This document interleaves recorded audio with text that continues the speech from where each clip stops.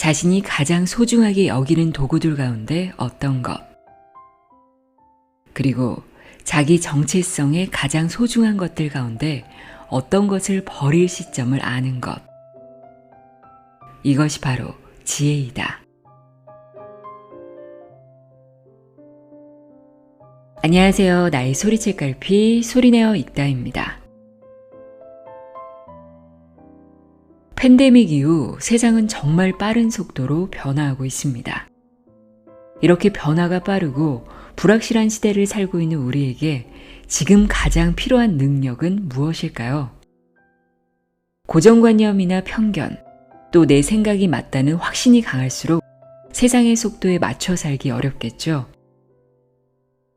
언제든 내 생각이 틀릴 수 있다는 것을, 정답이 아닐 수 있다는 것을 받아들이고 다시 생각해보는 유연함이 필요한데요. 그런 유연한 사고를 갖는데 도움이 되는 책이 있습니다. 애덤 그랜튼의 Think Again입니다. 애덤 그랜튼이 우리에게 꽤 알려진 책이죠. 오리지널스 이후 4년 만에 내놓은 신작입니다. 현재 펜실베이니아 대학교 와튼 스쿨의 조직심리학 교수인 애덤 그랜튼은 테드의 인기 강연자이기도 하고요. 세계에서 가장 영향력 있는 경영사상가 10명 가운데 한 명으로 꼽히기도 했습니다. 애덤 그랜튼은 이 책을 통해 확신의 편안함보다 의심의 불편함을 강조합니다. 아는 것이 힘이라면 모른다는 사실을 아는 것은 지혜이고, 지금을 살고 있는 우리에게 가장 필요한 능력은 알고 있는 것을 잊는 능력이라고 말합니다. 그는 다시 생각하기의 가치와 중요성을 유쾌한 스토리텔링으로 풀어가며 수많은 연구 사례를 통해 증명하고 있습니다. Think Again에서 프롤로그를 읽어드리려고 해요. 프롤로그가 꽤 긴데요. 저자가 이 책을 통해 전하고 싶은 메시지가 잘 담겨 있습니다. 애덤 그랜튼의 Think Again입니다.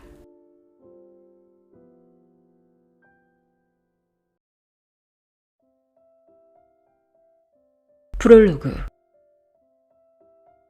그들은 모두 15명이었고 덜컹거리는 비행 끝에 몬태나의 하늘에서 낙하했다.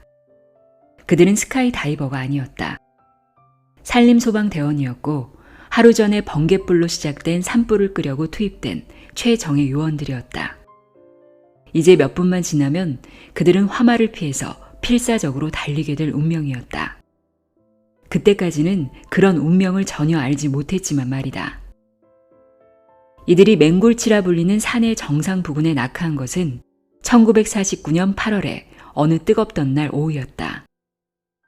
협곡 너머의 불길이 시야에 들어왔고 대원들은 미주리강을 향해 경사면을 내려갔다. 이들이 세운 계획은 불길이 다가오는 곳 주변의 흙을 뒤집어서 방화선을 만들어 불길을 가둔 다음에 화마가 집어삼킬 먹잇감이 많지 않은 지역으로 불길을 유도하겠다는 것이었다. 400m쯤 내려갔을 때였다. 대장이던 와그너 도지는 언제 바람이 바뀌었는지 불길이 협곡을 넘어서 자기들을 향해 맹렬하게 다가온다는 사실을 알았다. 화염이 일렁거리는 높이는 무려 9m나 되었다. 불길은 앞으로 채 1분도 지나지 않아서 축구장 2개 넓이의 산림을 가로질러서 닥칠 터였다. 오후 5시 45분, 불길을 가두겠다는 계획은 이미 불가능했다. 도지는 작전을 바꿔야 했다. 싸울 때가 아니라 도망가야 할 때였다. 재빠르게 판단을 내린 도지는 대원들에게 경사면을 다시 올라가라고 명령했다. 대원들은 가파른 언덕을 빠르게 올라가야 했다. 풀은 무릎 높이까지 자라 있었고 게다가 바위가 많은 지형이라 이동이 쉽지 않았다. 대원들이 8분 동안 그렇게 허겁지겁 후퇴한 거리는 약 450m였고 이제 능선까지는 채 200m도 남지 않았다. 눈으로만 볼 때는 얼추 안전한 것 같았다. 그러나 사실 불길은 빠른 속도로 그들을 따라붙고 있었다. 그 순간에 도지는 대원들로서는 도무지 이해할 수 없는 행동을 했다. 불길에 따라잡히기 전에 조금이라도 더 빨리 달아나야 했음에도 불구하고 그는 걸음을 멈추고 성냥을 꺼내서 불을 붙인 뒤 성냥불을 풀밭에 던졌다. 그의 이런 행동을 두고 생존자 한 사람은 나중에 이렇게 말했다. 우리는 대장이 미쳤다고 생각했습니다. 엄청난 불길이 뒤에서 우리를 집어삼키려고 달려오는데 대장이 우리 앞에 또 다른 불을 놓았으니까 말입니다. 이 대원은 도지가 자기를 불태워 죽이려 한다고 생각했다. 그 대원만 그랬던 게 아니다. 그랬기에 도지가 두 팔을 흔들어대면서 이리 와, 이리 오란 말이야 라고 고함을 질렀지만 대원들은 그의 말을 무시하고 정상을 향해 필사적으로 올라갔다. 대원들은 도지의 시도가 생존 전략이었음을 미처 알지 못했다.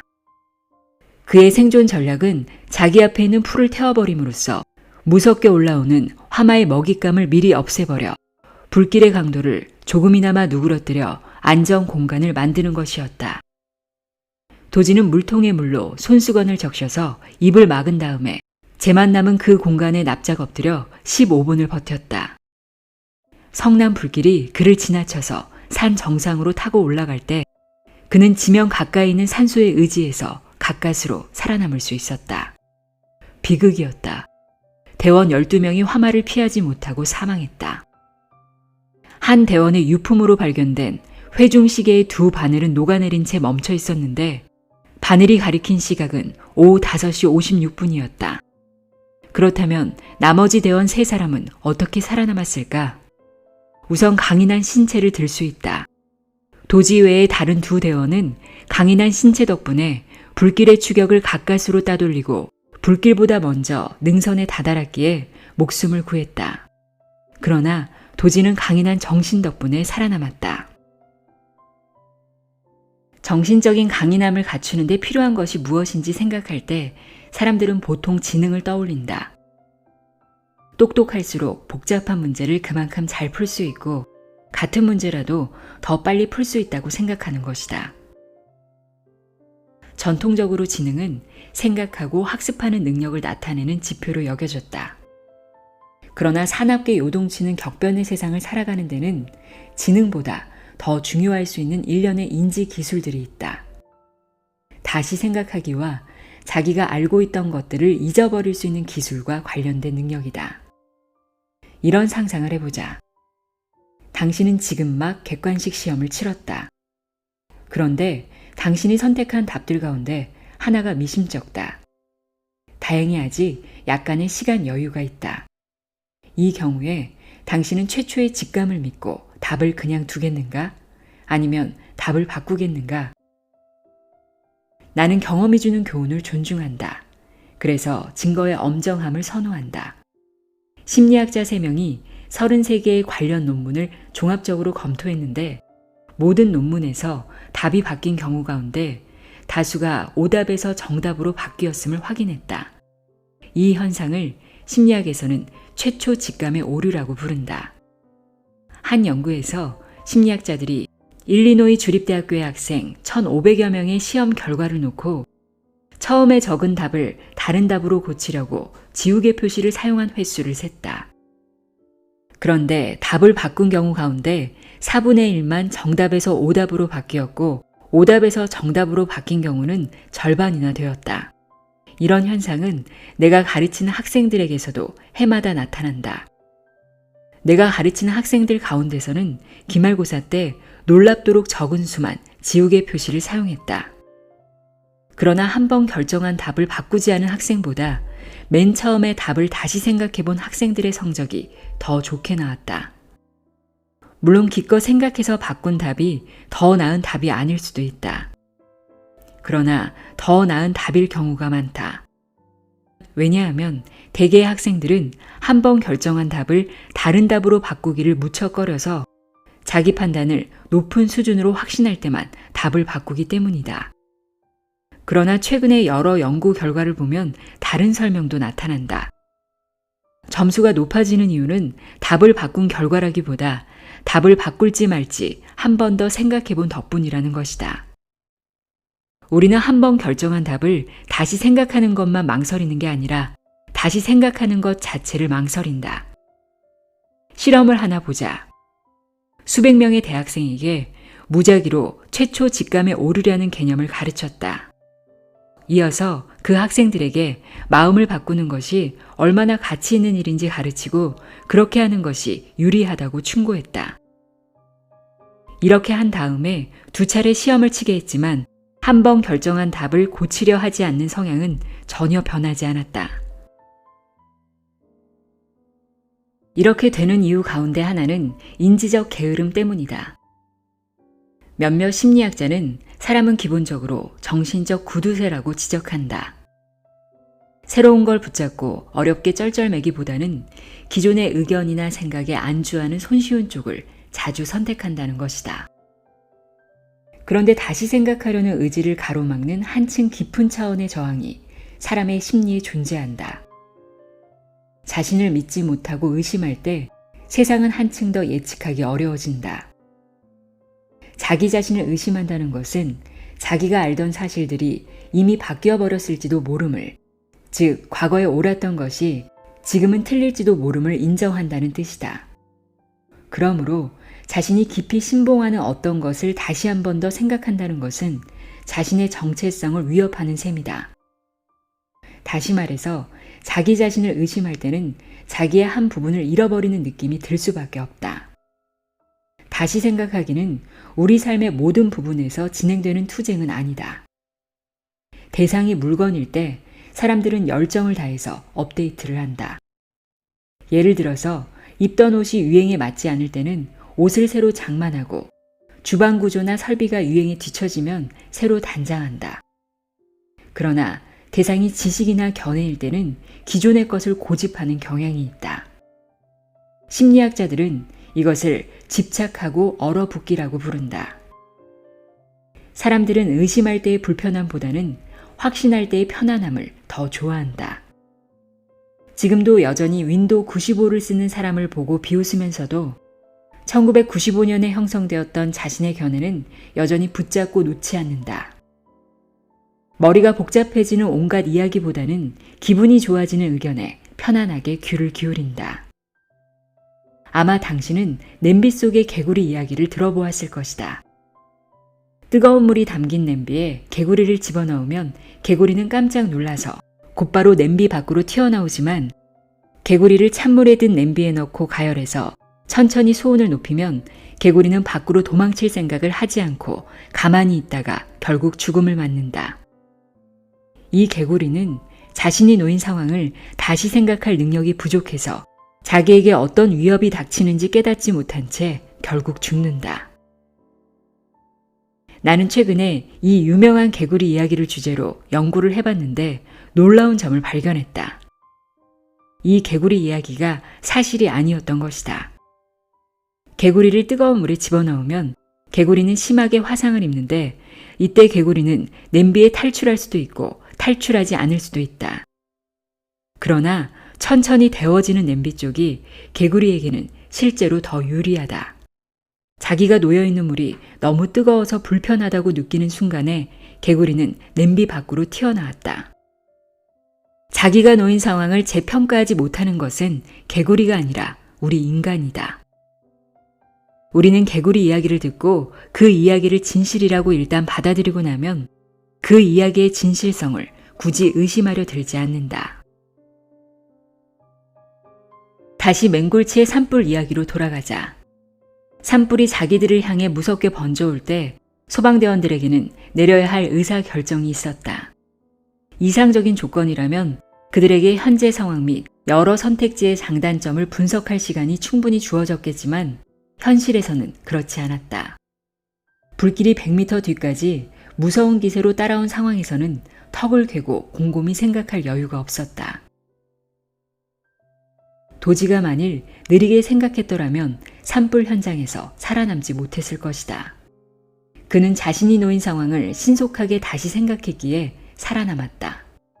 도지의 행동을 이해하지 못했던 12명의 대원은 목숨으로 그 대가를 치러야 했다. 그들은 시간과 관련해서 자기가 가지고 있던 과정이 과연 옳은지 의심했어야 하지만 그렇게 하지 않았기 때문이다. 극심한 스트레스 상황에서 사람들은 보통 자동적인 반응, 즉 익히 학습된 반응을 보인다. 이것은 오랜 진화 과정에 적응에 따른 결과이다. 사람은 같은 조건에 놓이면 같은 반응을 하게 된다는 말이다. 즉, 만일 당신이 산림소방대원이라면 당신이 익히 학습한 반응은 불을 끄는 것이지 또 다른 불을 내는 것이 아니다. 만일 당신이 목숨을 구하려고 불길을 피해 달아나는 상황이라면 당신이 익히 학습한 반응은 불에서 최대한 멀리 달아나는 것이지 불을 향해 다가가는 것이 아니다. 통상적인 조건에서라면 그런 본능이 목숨을 구해줄 수 있다. 그러나 도지가 맹굴치 산불에서 살아남을 수 있었던 것은 그 두 개의 반응을 재빠르게 억누르고 포기했기 때문이다. 맹굴치 화재의 그 결정적인 순간 이전에도 대원들은 다시 생각하기의 기회를 놓쳤다. 그 다시 생각하기는 아주 쉽게 적용할 수 있는 것이었다. 도지는 성냥불로 맞불을 놓기 전에, 즉 불길을 피해서 능선을 향해 도망치기로 하고 발길을 돌릴 때 대원들에게 무거운 짐을 버리라고 지시했다. 그런데도 대원들은 도끼, 톱, 삽 등을 챙긴 9kg가량의 가방을 여전히 짊어진 채로 능선을 향해 힘겹게 올라갔다. 8분 동안이나 말이다. 죽느냐 사느냐의 갈림길에서 필사적으로 도망쳐야 한다면 우선 무거운 짐을 버려서 발걸음을 가볍게 하는 것이 우선임은 누가 봐도 명백하다. 그러나 소방대원에게 화재 진압 장비는 임무 수행의 필수 도구이기에 장비를 잘 챙겨야 한다는 원칙이 훈련 과정이나 경험에서 그들의 머리에 깊게 각인되어 있었다. 산불 발생은 상대적으로 드문 일이다. 그러나 기존에 자기가 가지고 있던 여러 가정을 새삼스럽게 다시 생각해야 하는 과제는 놀라울 정도로 일상적이다. 어쩌면 모든 사람에게 해당되는 과제일지도 모른다. 사람은 누구나 앞에서 예로 든 소방대원들이 저지르는 실수와 똑같은 실수를 저지른다. 그러나 그 결과가 그다지 심각하지 않아서 흔히 자기가 실수를 했는지도 모른 채 넘어간다. 우리가 생각하는 여러 가지 방식은 우리를 무겁게 짓누르는 습관이 될 수 있다. 그래서 우리는 굳이 불편하고 성가시게 그런 가정들을 의심하려 들지 않고 그러다가 결국 너무 늦어버린 상황을 맞이한다. 자동차의 브레이크 패드에서 이상한 소리가 나도 괜찮겠거니 생각하다가 결국 고속도로에서 낭패를 당한다. 배우자가 정서적으로 자기와 점점 멀어지고 있음을 뻔히 알면서도 자신들의 결혼 생활은 아무런 문제가 없다고 생각한다. 직장 동료 여러 명이 정리해고를 당하는 상황에서 자기는 안전할 것이라고 믿는다. 이 책은 다시 생각하기의 가치를 살펴본다. 소방대장 와그너 도지의 목숨을 구한 것과 같은 정서적인 유연성을 다루는 책이다. 또한 이 책은 도지가 실패했던 부분, 즉 자신이 아는 다른 사람들에게 사고의 유연성 및 기민성을 촉발하는 방법도 다룬다. 당신은 산림소방대원이 아니므로 도끼나 삽은 들고 다니지 않을지 모르지만 늘 사용하는 다른 인지도구 몇 개는 가지고 다닌다.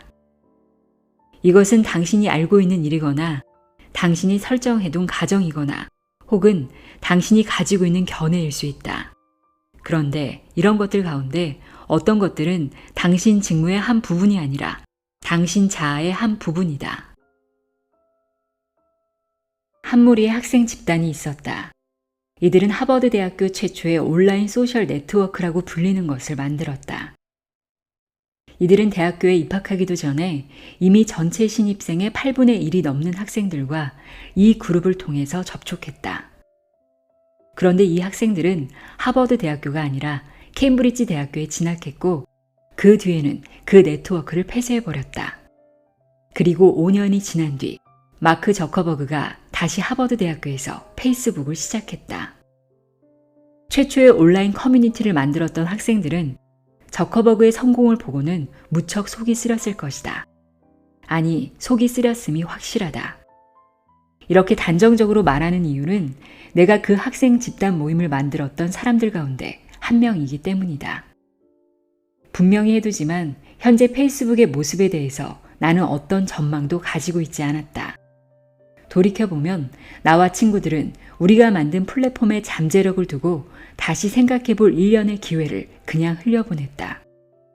우리가 처음 생각한 이유는 그 이 그룹을 통해서 새로운 친구들을 사귄다는 것이었다. 그것이 다른 학교의 학생들에게 혹은 학교 울타리를 넘어서서 다른 수많은 사람에게 이익이 되고 흥미거리가 되리라고는 전혀 생각하지 않았던 것이다. 잘 학습된 우리의 습관은 온라인 도구를 이용해서 멀리 있는 사람들과 연결하는 것이 전부였다. 그랬다가 우리가 같은 학교에 다니게 되어 조금만 걸으면 언제든 볼 수 있는 반경 안에 함께 살게 되자 굳이 이 그룹을 쓸 필요가 없었다. 그럴 필요가 없다고 우리는 결론을 내렸다. 우리 모임의 친구들 가운데 한 명이 컴퓨터 과학을 공부하고 있었고 또 다른 초기 회원 한 명은 이미 기술 스타트업을 창업해서 성공을 거두었지만 우리는 온라인 소셜 네트워크가 인터넷이 가져다줄 미래의 거대한 한 부분이 아니라 그저 한 차례 지나가는 유행일 뿐이라는 잘못된 가정에 사로잡혀 있었다. 그때 이후로 다시 생각하기는 나의 자아감에서 중심적인 요소가 되었다. 내가 보기에는 다시 생각하기에 대해 지금보다 더 활력이 넘치는 때는 없다. 코로나 팬데믹이 전개되자 전 세계의 많은 지도자가 빠르게 걷던 걸음을 늦추고 자기가 설정한 가정들을 다시 생각했다. 바이러스가 자신들의 나라에는 영향을 주지 않을 것이라는 게 첫 번째 가정이었고 코로나19가 독감보다 덜 치명적이라는 게 두 번째 가정이었으며 증상을 육안으로 확인할 수 있는 사람만 코로나19 바이러스를 전염시킬 것이라는 게 세 번째 가정이었다. 사람들이 일상생활에서 부담해야 하는 불편함과 거기에 따르는 비용은 현재 계속 쌓여만 간다. 작년에 우리 모두는 각자 자기의 정신적인 유연성을 테스트해야만 했다. 지금까지 우리는 병원에 가는 것, 식당에서 식사하는 것, 그리고 아버지 어머니나 할머니 할아버지와 포옹을 하는 것 등이 안전하다는 것을 너무나 오랫동안 당연하게 여겨왔지만 이제는 이 가정을 의심할 수밖에 없게 되었다. 스포츠 경기는 늘 텔레비전으로 실시간으로 중계될 것이라는 가정도 사람들이 서로 멀리 떨어진 채로 일해야 하거나 아이들이 학교에 가지 않고 집에서 공부하게 될 일은 없을 것이라는 가정도 그렇다. 이 책의 메시지는 이제 더는 도움이 되지 않는 지식이나 의견은 버리자는 것과 일관성보다는 유연성에 자아감에 초점을 맞추자는 것이다. 만일 당신이 다시 생각하기의 기술을 터득한다면 당신은 분명 직장에서 성공을 거두고 인생에서 행복을 누릴 보다 유리한 자리에 서게 될 것이다. 다시 생각하기는 오래된 문제에 새로운 해결책을 마련하는데 새로운 문제에 오래된 해결책을 다시 찾는데 도움을 줄 것이다. 다시 생각하기는 당신 주변에 있는 사람들에게서 더 많은 것을 배우고 인생을 살아가면서 후회를 보다 적게 하는 지름길이다. 자신이 가장 소중하게 여기는 도구들 가운데 어떤 것, 그리고 자기 정체성의 가장 소중한 것들 가운데 어떤 것을 버릴 시점을 아는 것. 이것이 바로 지혜이다. 나의 소리책 갈피 소리내어 읽다였습니다.